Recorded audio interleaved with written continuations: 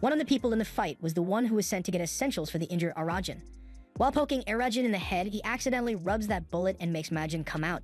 And as a normal initial reaction to seeing a flying pink blob come out of someone's head, the guy runs away in terror. That night, while Arajin was taking a bath to wash the stench of failure off his body, but he remembers the moment when he felt all that power welling up inside him like he has never experienced before, almost like he was different entirely. This gets him to question who exactly the Majin is, so he introduces himself again as Senya, a true honky person. Or at least the closest a person can get to actually being a honky person. Arajin still believes that honky people are nothing more than legends, but Senya points out that he experienced the power of a honky person firsthand when he delivered that powerful punch to Marito. Although he could only manage one punch since they only partially merged back there. And as Senya is eyeing Arajin's ass suspiciously, he says this. He tells Arajin that he won't be able to get stronger unless they merge completely, meaning in both body and soul. After hearing he needs to join both his body and his soul with Senya, Arajin thinks that's hella gay bro.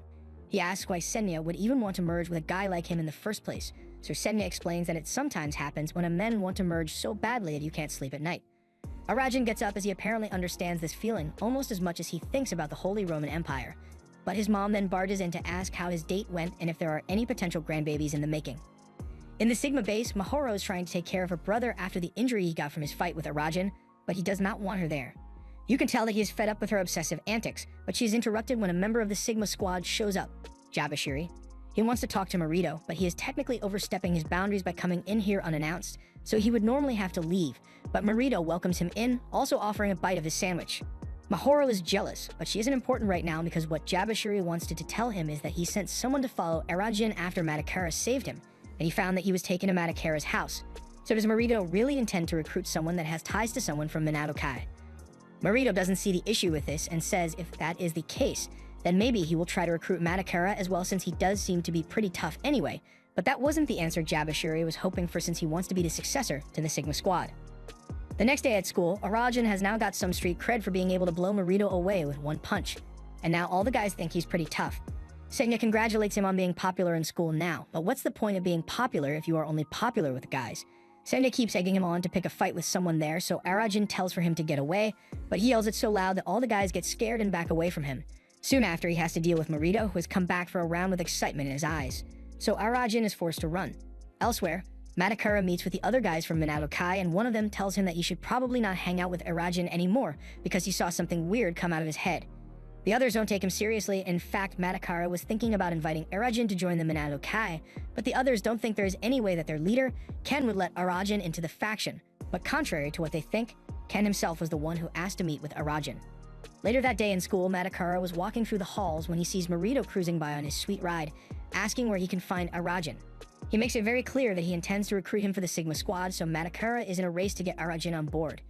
In class, Arajin has another misunderstanding after yelling at Senya and causing a scene. After he sits back down, he looks over at Mahoro's chair and sighs. Senya asks if he is really still in love with Mahoro after she set him up to get beat up and possibly killed by her brother.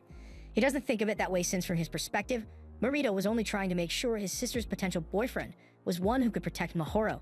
Senya asks why he runs away every time he sees Marito, but Arajin denies doing that. As soon as he hears Marito's voice coming from down the hall, he immediately gets up and jumps out the window though. Mahoro is out on the roof eating her lunch and talking to a plushy doll of Marito when Arajin shows up because he also likes to eat his lunch on the roof. Mahoro doesn't even bother acting nice towards him anymore and just has pure contempt for Arajin. Arajin is still trying to keep the romance going, but Mahoro makes it very clear that she wants nothing to do with him ever again. Even going as far as to destroy the love stone that Arajin had personally made for her. After that, she goes to find Marito so they can walk home together. But he is asleep and she takes this opportunity to get him close and try to kiss him, which is really weird, especially since they are biological siblings. However, before the incest tag is added, Marito gives her an uppercut because he is having a dream about fighting Arajin. After getting his heart broken, Arajin is a shell of his former self and Senya can't think of anything to make him cheer up. The next day, even his animation budget got cut as he feels so hurt. While he is sulking, Matakara comes over to him and asks if he would be willing to join the Minato Kai group since he was thoroughly impressed by the punch Arajin threw in his last fight. But before Arajin can say anything, Jabashiri shows up in the class and tries to get to Arajin. Zabo gets in his way, but he's a side character so he doesn't do much to stop him, however. Before Jabashiri can get to Arajin, Matakara gets in front of him and says he'll have to be him in a fight if he wants to get to Arajin. Jabba agreed, so they both head outside to have their fight while the whole school watches. The whole school aside from Arajin, who's trying to run away from the scene. Senya tells him it's not the right thing to do to leave a friend behind when they stand up to fight for you, and Arajin thinks about it for a bit, But his thoughts are interrupted when his nervous diarrhea kicks in. The fight kicks in and Jabba is the first one to make a move as he charges towards Matakara and throws a punch. Matakara dodges and retaliates with kicks, but not a single one of them connected because Jabba is Weave Nation certified. He is unbelievably flexible, so Matakara's attacks aren't fast enough to get to him. So now he is forced to go on the defensive. Jabba tries throwing several jabs, but Matakara blocks them all and keeps him at bay. Jabba is forced to use the only weapon he has left, his head. Matakara does the same and their heads both clash, however, since Matakara actually has a brain in there. His head was stronger, so Jabba is the one who collapses to the ground. Even though he won the fight, Matakara is still hurt pretty badly, so he falls to the ground after his victory and has to be caught by Arajin. Arajin takes him to get his head treated and admits that Matakara's fighting is pretty good, but he has nothing more to say and starts to walk off.